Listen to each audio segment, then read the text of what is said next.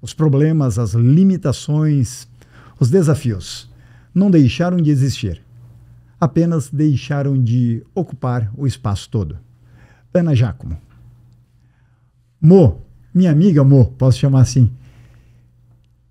Para o que você deixou de perder o seu tempo? Grande Dal Bosco, um grande amigo. Para o que eu deixei de perder o meu tempo? Porque no passado a gente desperdiçava tempo com uma porrada de coisa que hoje já não dá mais. Isso talvez seja, inclusive, sinônimo de maturidade. A gente deixa de ser, como se fala aqui no sul do Brasil, deixar de ser tanso. Eu já falei tanso em alguns lugares no Brasil, não sabiam o que era. Olha, Dal Bosco, durante toda a minha vida, assim, eu foquei muito no trabalho, na empresa, na família. Então, eu sempre me dediquei o meu tempo a isso, né? O que talvez eu possa ter tido antes era realmente filhos, né? Pô, eu acho que hoje, com 40 anos, e a gente se olha e fala assim, poxa, talvez queríamos até mais um, mas hoje eu já estou com 42 e a vida inteira foi dedicada à empresa, à família. 42? Hoje estou com 42. Ô, Anderson, tem um papel aí para ela anotar a receita depois pra gente, porque, pessoal, eu tô parecendo um maracujá de gaveta. Dermatologista. E olha essas duas figuras aqui na minha frente, tá? Comenta aí também, depois, se vocês quiserem aí a receita da longevidade. Excelente, Dal Bosco, mas é a alegria de viver, né? O amor que nos rodeia, né? E de onde é que veio isso? Vem muito da família, né? Então, assim, a gente tem um legado muito grande, né, na família, assim, com os pais, com os irmãos, né? Eu sou a terceira, né? Então, o meu pai, Omar, né? O Dal Bosco conhece bem a família, né? Figuraça, alegria em pessoa. O meu pai sempre com aquele senso de justiça, de fazer o certo, mas com qualidade. A minha mãe com aquele amor, né? Aquela empatia, aquela compaixão por todos, né? A minha irmã, a pessoa mais organizada do mundo, Dal Bosco. Você vai na casa dela, é cheio de post-it, de organização, de papéis, e ela leva isso tanto para a vida pessoal quanto... Fran Gunning. Exatamente, LinkedIn a Francine, Creator. exato. Hoje aí, aqui em Florianópolis com... Proprietário Santa Luzia, com né? Santa Luzia, aqui na Padre Roma. E o meu grande irmão, parceiro de vida, de trabalho, né? Que a gente sempre esteve juntos, que é o Omar, com aquela energia e sempre fazendo o melhor, né? E o Omar acorda às 6 da manhã, pulando, cantando, alegre. E não tinha como ser diferente, né? Essa minha trajetória até encontrar a Poli na minha vida, que foi outra estrela, que traz aí também essa alegria de viver. Né? As pessoas dizem que os opostos se atraem. Para mim é uma grande mentira. Pode ser em determinado momento da vida. Mas a gente quer quem seja dos nossos, né? Porque se há alguma das amarguras na vida, é viver com quem é muito diferente. E qual foi o ponto que mais uniu vocês em termos de característica?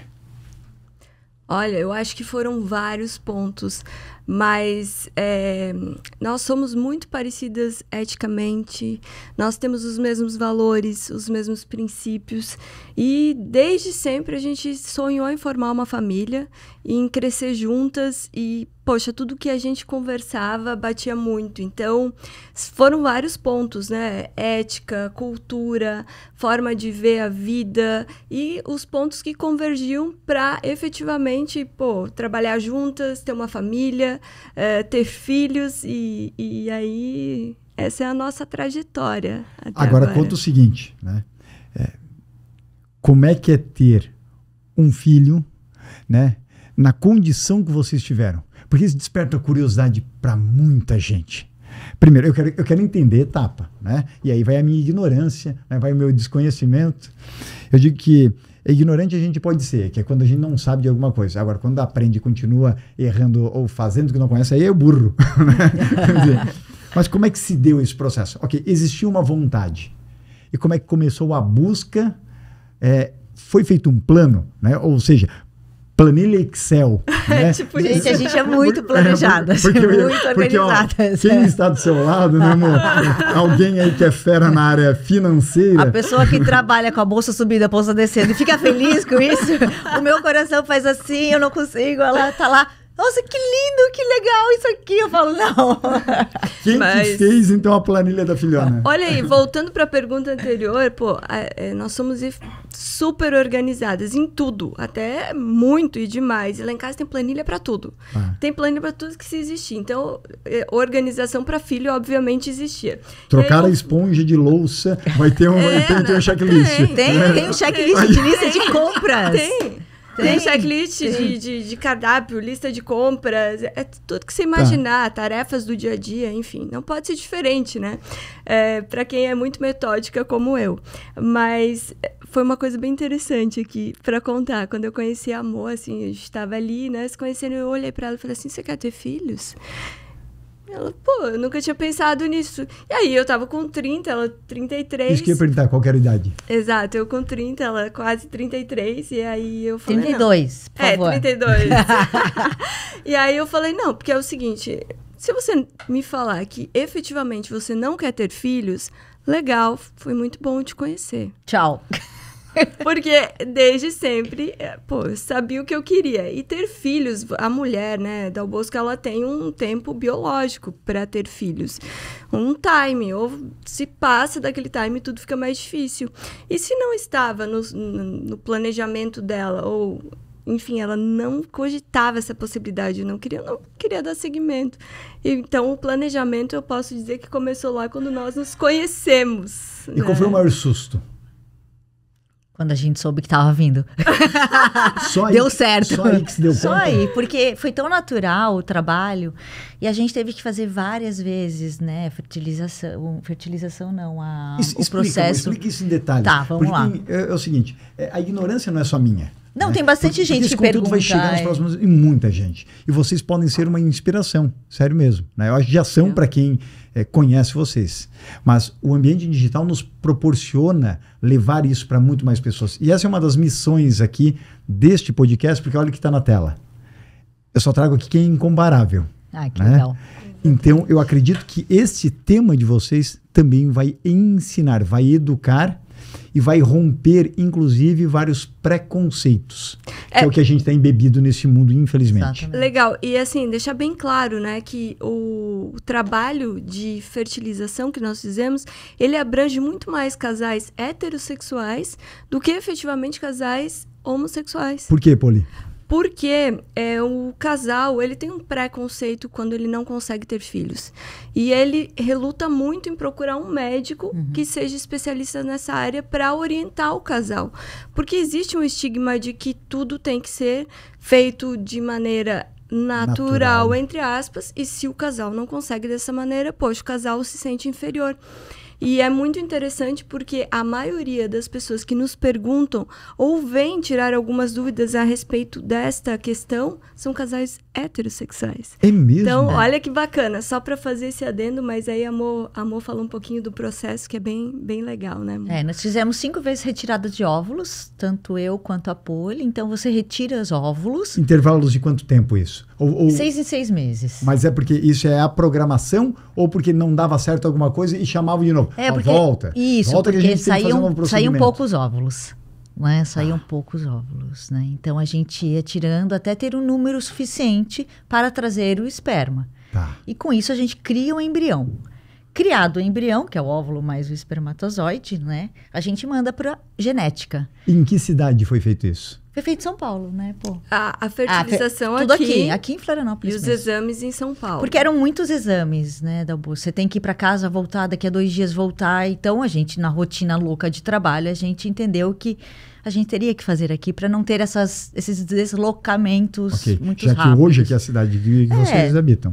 E daí a gente tinha 9 embriões. Depois que a gente mandou para o teste genético, a gente aconselha todo mundo a mandar para o teste genético.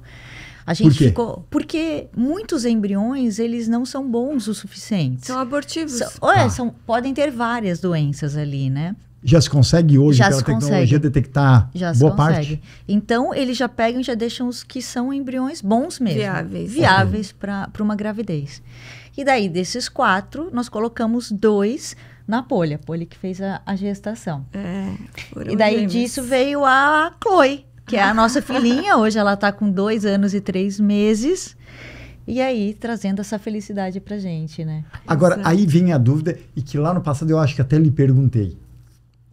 De onde é que vem, né, o tal do espermatozoide? Eu posso escolher de que parte do mundo, por exemplo, Pode. eu quero que venha, né, porque eu acho que você até me falou, Dal Bosco, hoje, a depender, né, do fornecedor, e lá vai, Isso. você pode escutar até a voz. Exato. Escuta a Tem voz, isso mesmo? tem as características. Hoje em dia não se coloca tanto fotos, porque tá muito fácil você encontrar as pessoas, né? Mas as fotos de antigamente até estavam lá de adultos.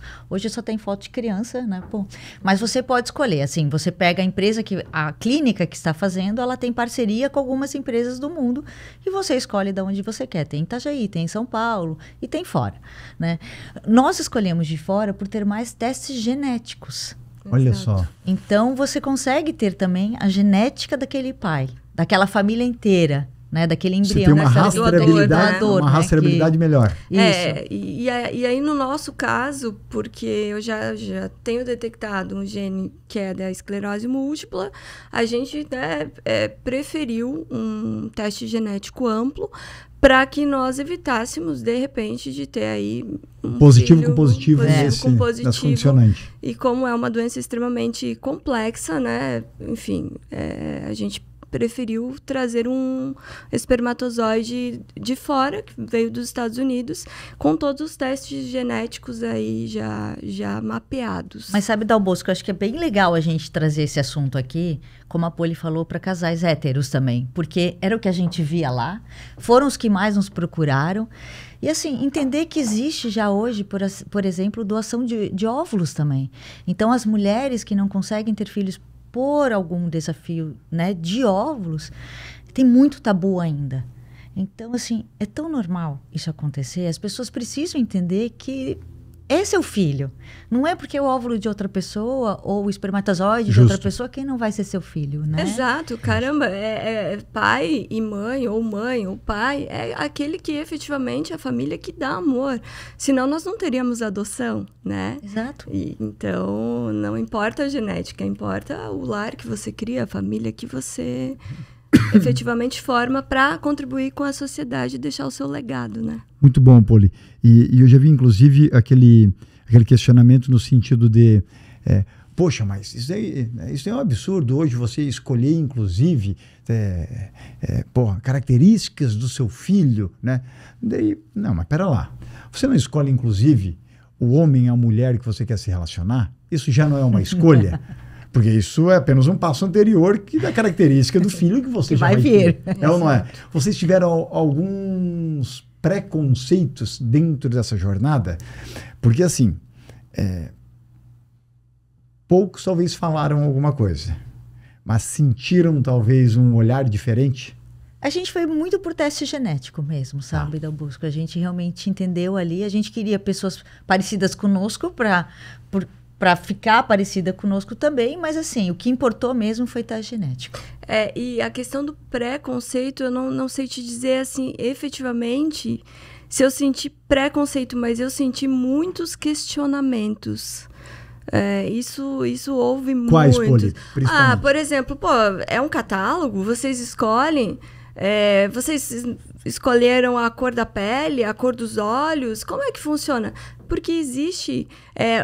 não sentiu preconceito, mas existia aquela pitada da pergunta do tipo, mas vocês estão fabricando um ser humano? E efetivamente não é isso, né? Você quer ter um filho, é isso, você quer ser mãe, independente da maneira. Então, nosso foco foi o teste genético, né? Primeira coisa. E depois, foram o quê? 6 ou 9 meses aí dentro dessa jornada? Olha, foi mais, porque aí nós, né, tivemos os embriões, mandamos para teste genético. Primeiro veio a negativa de que muitos eram abortivos. Então, por que a gente fala em teste genético? Porque às vezes a mulher vai implantar aqueles embriões e a gravidez não vai para frente. Então, olha só, a mulher, para implantar esse embrião, ela tem todo um processo ali de meses, né, até formar a parede do endométrio, até ficar bom, e aí vai abortar. Então, os casais se desgastam, às vezes, em 3, 4, 5 gestações, na qual eles já poderiam ter evitado feito esse teste genético do embrião. significa que fazendo teste genético vai dar certo?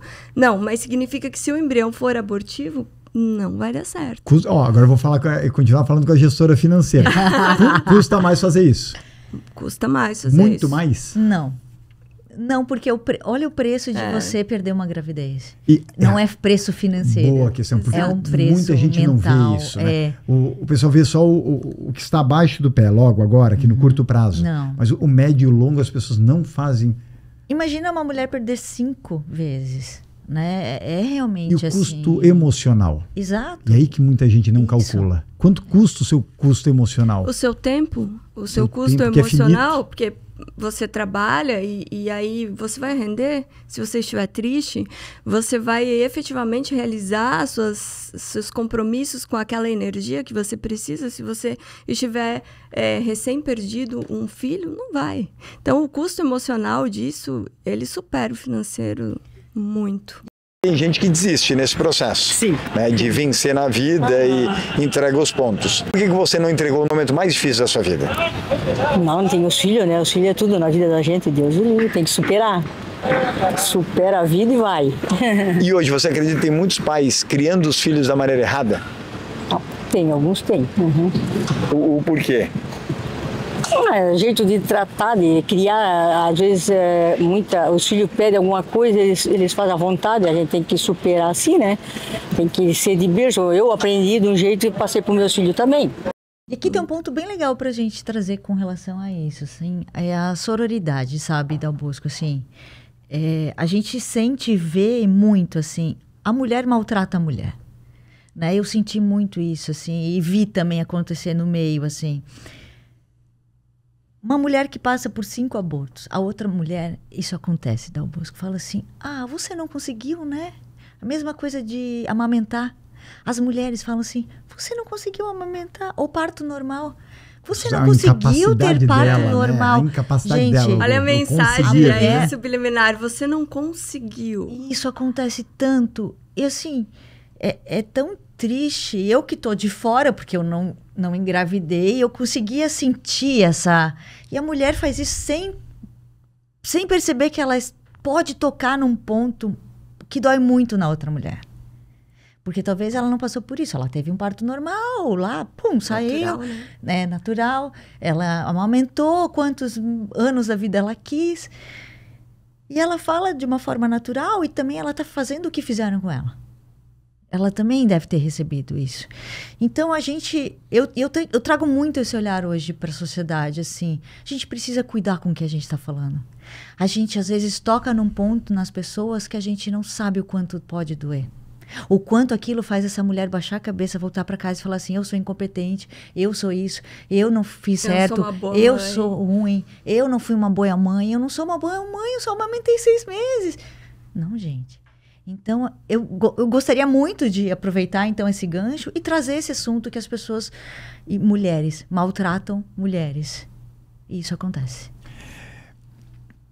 Mo, dentro da sua trajetória profissional, você sempre foi uma profissional muito bem relacionada. Vice-presidente em associação comercial, né?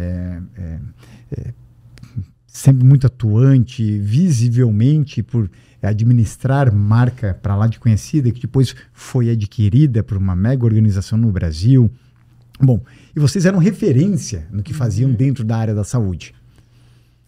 Quando a gente vai construindo um status social, de certa maneira, é mais difícil as pessoas nos atacarem com alguns preconceitos. Uhum.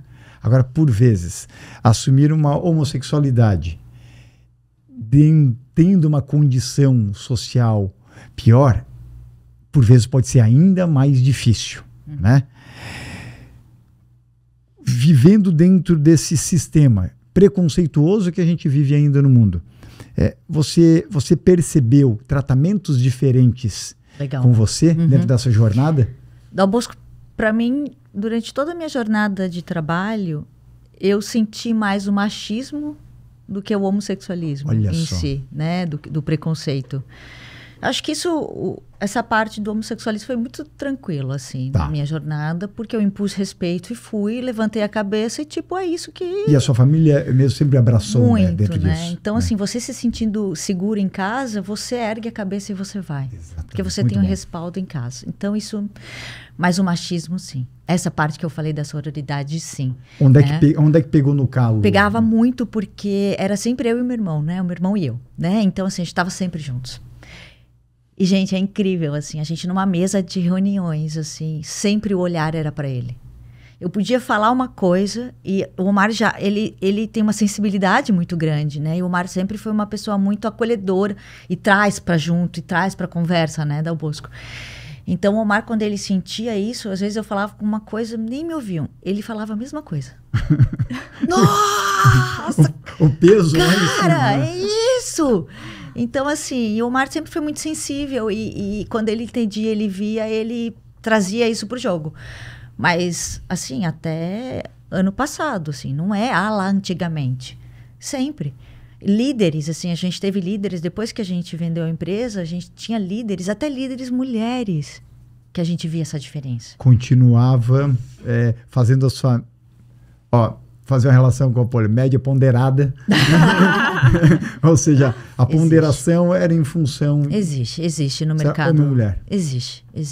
Existe diferença, assim, no tratamento entre homem e mulher. E dentro dessa jornada, qual foi o maior aprendizado? Porque você não se deixa vencer fácil. Não. Isso já lhe conheço. Se a gente não cuidar, a gente simplesmente entra numa vida muito negativa, apenas do embate. Exato. E a gente já viu, por exemplos, que isso não se resolve. Né? Qual foi a construção que você fez dentro dessas pedras que tocavam e talvez você foi juntando aí para ser um degrau? Antigamente eu ficava mais quieta, né? E eu fui aprendendo, né? A gente vai se fortalecendo com isso. E hoje, Dal Bosco, eu trago muito a importância do olhar para a pessoa que está falando alguma coisa. Então, a gente tem diversos exemplos nesse sentido de ouvir uma pessoa que está falando alguma coisa que não é tão legal. Né? Vários exemplos, né? Então, esse viadinho, que baianada, que não sei o quê. Então, hoje eu tenho muito esse olhar de olhar para a pessoa que está falando isso e falar assim... Desculpa, eu não entendi o que você quis dizer com isso. E daí você faz a pessoa pensar. E aí a pessoa sai do inconsciente para o consciente. Porque eu vejo o seguinte, quantas falas preconceituosas, Inúmeras. Desde criança, porque eu digo que a gente nasceu, vamos dizer assim, tudo próximo da mesma época. A dificuldade dos nossos pais era nos tirarem da rua para trazer para dentro de casa. Hoje a dificuldade dos pais é fazer com que os filhos saiam de dentro de casa e vão para a rua. Exato. Então, grande parte do nosso aprendizado, além de aprendermos com a Barça, né? Revista Seleções A gente que tem um abriu, amigo que gosta muito da Barça. a gente aprendeu muita coisa na rua. E a rua era cheia do preconceito ou cheia do bullying da época, que nem bullying existia como palavra aqui no Brasil. E a gente falava várias palavras, expressões Exato. que eram preconceituosas e que eu só fui me tocar anos, né? Mais tarde, só fui entender, tipo a expressão chuta que é macumba, e não sei o quê. Porque aquilo no bairro era coisa como se fosse, que aquilo fosse... Depois eu pensei, cara, e a cultura? O que é a macumba? O que é isso? Caramba, cara, como se tem respeito dentro disso. E olha como ignorante por várias frases que a gente falava quando era criança. Palavras, adulta, né? E depois até, muitas dessas frases a gente continuou falando na fase adulta, por não entender, a nossa própria ignorância. 2, por acreditar que o que eu falava era uma verdade absoluta.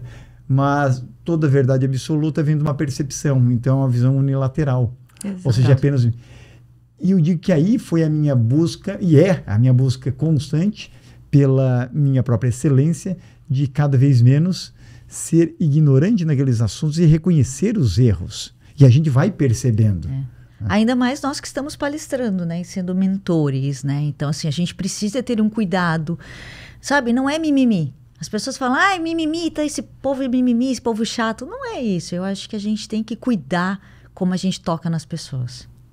Exatamente. Poli, a gestação foi sua. Né? E, como se diz a expressão hoje em dia, né, entre casais, estamos grávidos, estamos grávidos. Né? Mas você assumiu aquela figurinha que dá vontade de apertar. É a mistura de um ursinho de pelúcia com aquele bonequinho da Michelin, né, com os braços fofinhos, vamos dizer assim. E por que foi você? Então, aí a gente entra na parte do sonho, né? Meu sonho sempre foi ser mãe e engravidar, né? Eu queria estar grávida, então nós conversamos muito sobre isso e eu quis muito estar grávida, independente do meu trabalho. Sempre fui, né, mercado financeiro depois que eu pedi exoneração do serviço público, e é um trabalho desgastante mentalmente, né? Vamos lá, são picos extremamente elevados de alta e de baixa. Mas eu quis engravidar, quis passar por esse processo e foi a experiência incrível e magnífica da minha vida. Foi desafiadora quando um dos embriões não desenvolveu, porque a expectativa toda era que viessem gêmeos.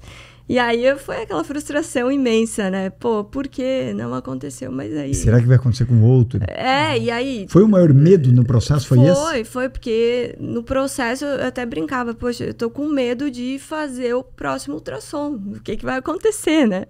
Porque cada ultrassom era assim E a mãe leva muita culpa pra ela, sabe? Eu não consegui, eu perdi um filho, eu. E não é isso. E aí vem um companheirismo na sua Não área. é isso, o embrião não pegou, pronto. É mais responsabilidade do embrião e zero da mãe, né? Então, mas é mais uma vez a mãe se culpando, né? E agora a mãe se culpando, né? E a gente vem dessa trajetória antes de você virar mãe, pedir exoneração. Eu fui funcionário público e saí. E pouca gente eu vejo tendo a coragem de fazer. Qual que foi a sua inquietação? Ou o que tinha aí dentro que o funcionalismo público não segurou a pole? Agora, olha que interessante, né? Foram 2 vezes. 2? Somos 2. Eu nunca tinha encontrado alguém que... Foram 2 exonerações. Uma minha foi funcionária, outra foi alguém que prestava serviço, né, no poder público, daí não como funcionário público, mas que podia seguir uma vida segura, entre aspas, ali. Estável. E falei, não, total respeito para aquilo. E venho de uma família, em parte, que são funcionários públicos, mas para mim simplesmente não era. Né? Eu não queria. Eu passei no primeiro concurso com 19 anos. Primeiro lugar, então já existia essa pressão e foi uma experiência incrível. Eu fui funcionária pública municipal por 2 anos. E trabalhei em programas sociais, então eu vi de perto o que é efetivamente a miséria. Não é a pobreza, é a miséria. E, bom, estava fazendo direito e aí continuei, né, na profissão e passei no concurso do Tribunal de Justiça de Santa Catarina e fui gestora ali na parte de cartório. Que era o sonho que muitos que gostariam de ficar 30 anos e se aposentar. E aí seriam felizes. E eu sou uma pessoa extremamente inquieta, né? Então, participei de inúmeros projetos do próprio Tribunal de Justiça. Então, conheci o estado inteiro, implantei todos os sistemas aí pro tribunal, todas as comarcas praticamente. Só que eu sempre falo que a gente precisa ter propósito na vida. E quando, de alguma forma, você vê que a tua missão está cumprida ali dentro e você se apaixona por outra coisa ou algo que estava já... Talvez, eu sempre quis ser economista e não fui. E aí, então, eu acho que essa vontade do mercado financeiro sempre permeou em mim. E hoje você administra também para terceiros ou os próprios negócios? Hoje eu sou sócia de uma empresa de investimentos chamada Fidias Investimentos e head de renda variável nessa empresa. E sou a primeira head de renda variável do B2B na XP do Brasil. Então, assim, aí quando a gente fala de machismo, a gente vem para mercado financeiro, a gente teria aí mais uns 5 podcasts para conversar, né? A gente falava de Barça, aqui talvez se torne esse nosso episódio se torne uma Barça que vai ter várias enciclopédias.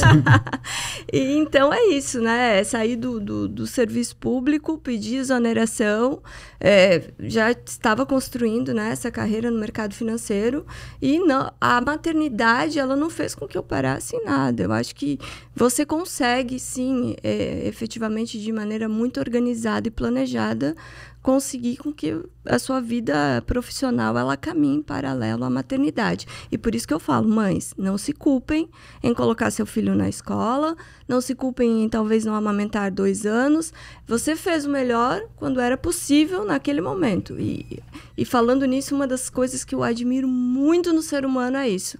É fazer o melhor naquele momento e naquelas condições. Pô, é isso que inspira as pessoas. Essa movimentação, né, de sair desse universo e empreender, ainda de uma maneira diminuta, mas por causa das redes sociais a gente vê cada vez mais juízes indo inclusive nessa movimentação. O que era o almejado por muita gente que se formava no direito, hoje a gente começa a encontrar vários juízes que começaram a declinar e vir para o marketing digital e empreender, continuar sendo um educador, vamos dizer assim, só que de uma outra maneira. Cada um foi em busca do que quer, ou do que acha que é realização, do que acha que é sucesso e do que acha que é felicidade. Onde é que vocês encontraram a felicidade? Caramba, felicidade é algo que a gente conversou essa semana bastante, né? A gente pode falar daquela felicidade momentânea, e, efetivamente, daquilo que te traz felicidade ao longo do tempo, que não é aquilo momentâneo, o hedônico, né? Eu encontro felicidade nas pequenas coisas, nas minhas realizações, no meu propósito de vida, naquilo que eu me oriento, que eu levanto da cama para fazer todos os dias. E você pode ser muito feliz tomando um cafezinho aqui embaixo. Poxa, vamos descer, vamos tomar aquele cafezinho. E aí a gente tem aqueles minutos de felicidade. Ou você pode ser feliz no seu propósito de vida, trabalhando com a sua família, deixando um legado. E quando eu falo em legado, não é deixar nome em rua ou em biblioteca. É efetivamente o que você contribui para a sociedade. Então, uma das coisas que a gente estava falando em felicidade essa semana é um projeto novo que a gente está desenvolvendo com a FIDES Investimentos, que é educação financeira nas escolas públicas. E olha que bacana, algo que não me traz um retorno financeiro, mas que me traz felicidade. Então, nosso sistema educacional que nós passamos, desde colégio, ensino médio, faculdade, não nos ensinou, né, a sermos bons gestores financeiros dentro da própria casa, né? E aí a gente vê o estágio que está, basta pegar o percentual de endividamento e lá vai outras características no país. E aqui, Monique, já pego um gancho com essa fala fantástica da Poli, porque você vem de uma família de empreendedores que sabiam, né, onde fechar a torneira e onde abrir. Você vem também de uma família de bom gosto, né? As pessoas gostam, não é do muito, mas do que tem de boa qualidade, vamos dizer assim, para acompanhar vocês há anos. Talvez na sua jornada você entendia que antes o sucesso era uma coisa. E agora talvez sucesso na sua maturidade você entende de uma outra maneira. Hoje você como mãe, como palestrante, como Monique, está como executiva, está como palestrante, está como mentora, está como líder. Hoje a gente está mais do que a gente é. Exato. Né? Porque é tudo mais volátil. Mudou a sua definição de sucesso nos últimos anos?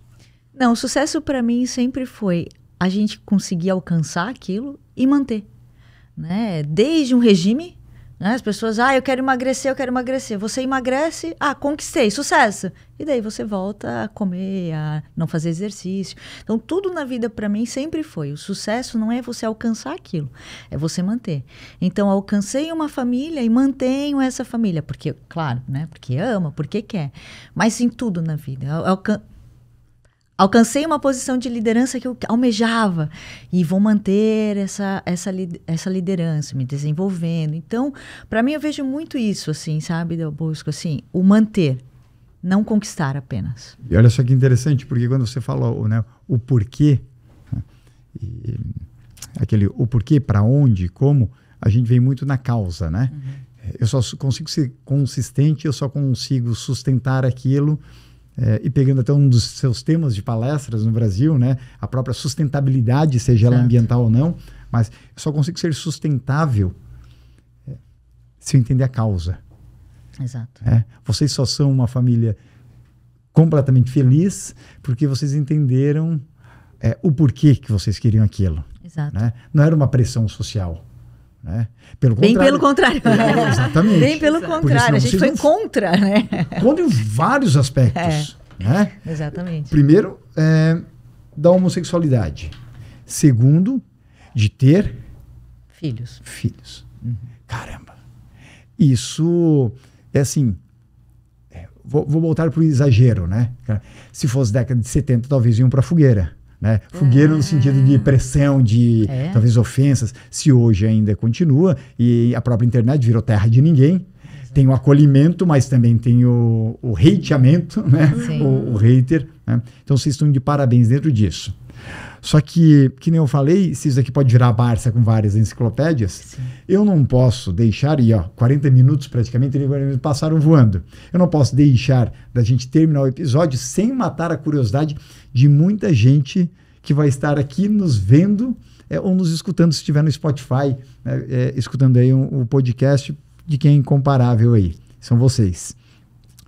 Quanto custa essa bagaça toda, né? Todo esse embrolho, desde a ideia do não sei o quê. Tudo bem, Dal Bosco. Pode não ser o número exato, porque eu sei que ela tem. eu sei que ela tem planilhado. Mas assim... Sabe o que ela mais fala? Mais que 100, menos que 100, entre, sabe aquele que quando a pessoa não quer falar o salário, né? Fala assim, não, quando você ganha mais que 10 e menos que 50, pô, daí estamos... Sabe o que a Poli sempre fala quando a Chloe, que é a nossa filha, né, vier pedir para ir para Disney, ela vai mostrar as planilhas. A tua Disney está aqui, minha filha, aqui, ó. Só me fez lembrar isso, uma fala do Theo, né? O Theo, pessoal, se vocês não conhecem, filho, né, do Omar e do Regis, né? O Omar é irmão da Monique, que foi algo assim, talvez o Omar depois nos corrija nos comentários se estiver enganado, ou o Regis, mas eu acho que ele foi para... Eu acho que não foi nem na Disney, eu acho que ele foi para Nova York, eu acho que foi na loja da M&M, eu acho ali perto da Times Square, e eu acho que comprou um boneco. Daí ele chega e fala a frase, aqui no Brasil, né? Pô, pai, né? A gente precisa voltar para Nova York para comprar o irmão dele, né? Olha o golpe desde pequeno. Esperto, Theo é esperto. Eu quero voltar para Nova York para comprar o irmão do outro boneco de pelúcia. Tipo tá assim, na família certa, esperto. Empreendedor visionário desse isso aí, o Theo já é muito esperto. Mas, Pô, então, quanto custa? Bom, a palavra depende, né? Depende de que forma você vai fazer. Mas vamos lá, numa comparação ao nosso caso, vamos lá, 50 e 100. Depende de quantas vezes você vai retirar óvulos, depende de quantas vezes você vai fazer o procedimento, mas é mais ou menos isso, né? Mas entre 50 e 100. Para ter ideia, esses testes genéticos que a gente falou, é um pouco mais de R$1.000. Então, assim, comparando esse valor a R$1.000... Cada embrião, né? Cada embrião. Sim, mas eu pensei que era muito mais o teste. Perto do estado psicológico que vocês a mãe pode 9. ter, né? A gente fizemos 9 mil reais, vamos botar assim, de teste genético ali. Vale muito eu pensei a pena, que pensei que estava muito mais caro. Talvez hoje esteja, né? Porque vamos falar de inflação, de repente. Isso foi 2020, né? Mas assim...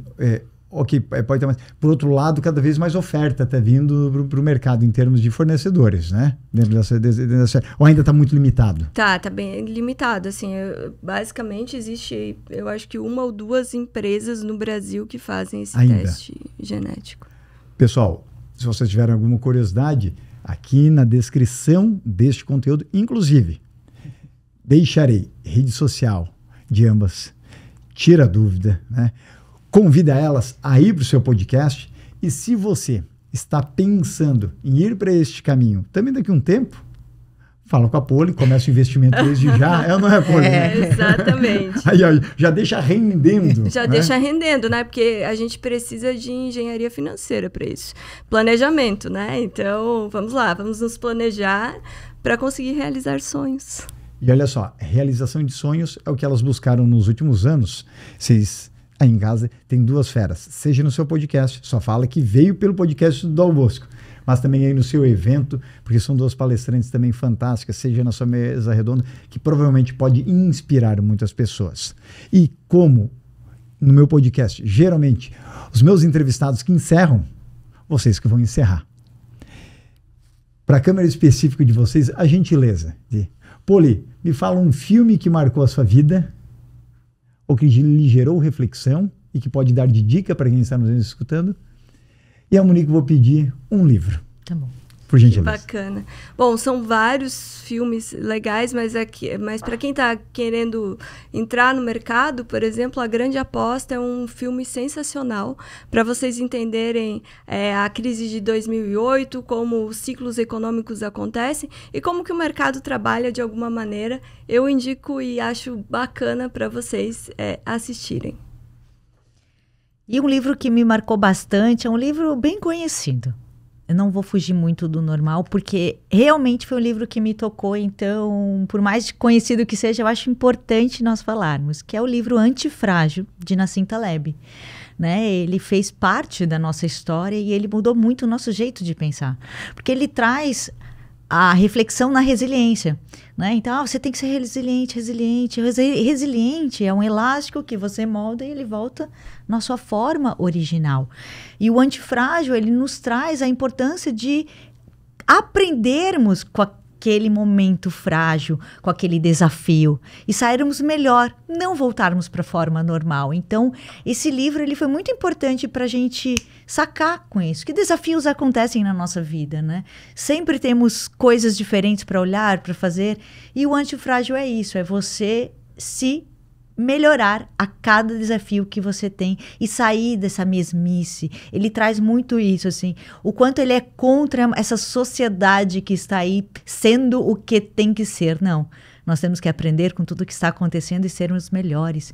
E como uma frase, e como uma ideia, eu queria deixar muito a importância de você deixar um legado na vida. A gente trabalha nosso dia a dia como família, a gente pensa sempre isso. Qual é o propósito da nossa vida e qual o legado que você está deixando na sua casa e na sua sociedade? Então, muito obrigada, Dal Bosco, pela oportunidade.